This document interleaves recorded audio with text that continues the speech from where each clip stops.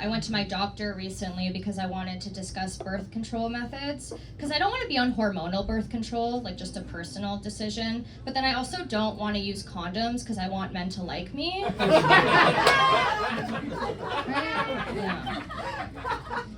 So then I was like, what are my other options here?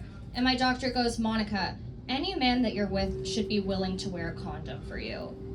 And I was like, okay, like, back to the question, right? Like, what are my other options here? Like, let's grow the fuck up, right? And then I looked down at her hand, and she was wearing a ring on her ring finger. So I was like, obviously this doctor's not gonna understand me, right? Like, she's a married doctor.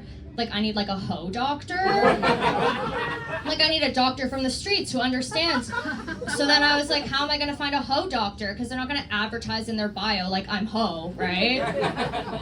So I think what I'm gonna do is I'm gonna go to a sex club and fake a medical emergency.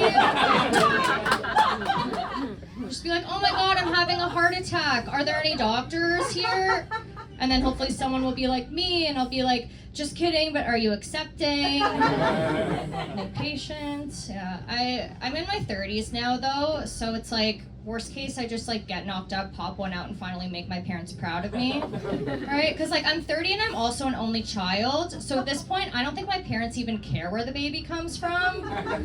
Like if I ever did get knocked up, they'd just be like, oh my god, Monica, how did it finally happen? And I'd be like, oh, I let some random guy hit it raw in the back of his Jeep.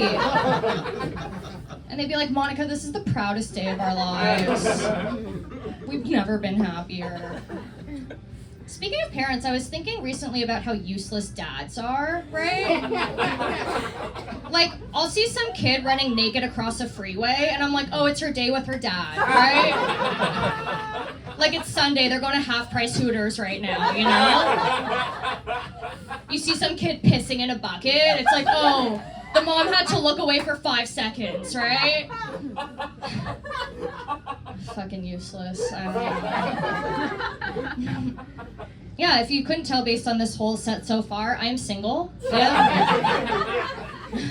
And as a single person, I receive a lot of unsolicited advice from my friends. Like, my friends will be like, don't worry, Monica, you won't be a single, miserable sack of shit forever. And I'm like, I didn't say anything, you know?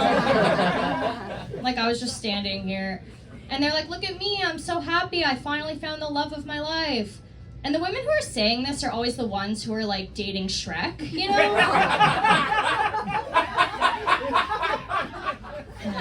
Like, not like the nice Shrek, like the pre-Fiona Shrek.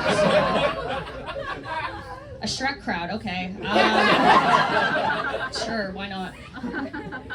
But I do miss being in a relationship for like the weird shit that you can do with someone you're in a relationship with that you can't do with someone you're casually dating. Like you know when the penis is flaccid and you're just kind of like,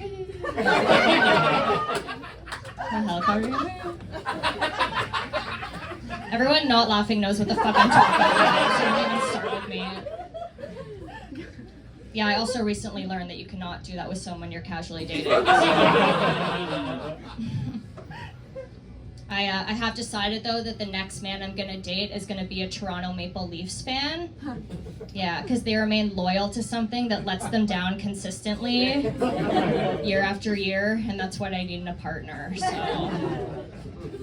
Yeah, is anyone here not from Toronto? Anyone from out of town? Where are you from? Wisconsin. Are you familiar with Toronto? Okay. Didn't have to fucking talk at all then, but whatever. No, it's fine. No, well, for anyone who doesn't know, there's an area or a road in Toronto called Eglinton Avenue, okay? And it's been under construction for like over 10 years. And I kind of feel like I'm like Eglinton Avenue, because I get fucked but I never finish. And they're always like, coming soon, and I'm like, when, right? When? Okay, I'm gonna switch gears. I one time in my life, once let a man come on my face. Anyone else? Anyone else? Going once? Okay, some hesitant sluts in the front row. I'm sorry to Annabelle's parents. No, I once let a man come on my face and I had my eyes open. I like to see what's going on, right? And I got cum in my eye. And when I tell you, it was the most painful experience of my life. I literally thought that I was gonna go blind. So I Googled what to do when you get cum in your eye. And the first thing that comes up is cum in your eye is not that painful. It's just a mild burn. And I was like, oh, a man wrote this, you know? Like, oh, the guy that I just fucked just uploaded this onto Google before I could get here, right?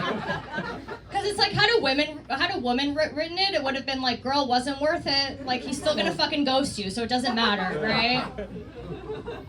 I consider myself a girl's girl, love the girls, but there's some girls, right? There's some girls where every guy likes them, and I'm like, what is it about her? And I asked my guy friend about this girl, I'm like, why does every guy like this girl? And my friend was like, well, you know, she flips her hair, she giggles, and I'm like, I can giggle, hee hee, bitch. You know? You like me now? He didn't. I've been Monica Gross. Thank you guys. You've been awesome.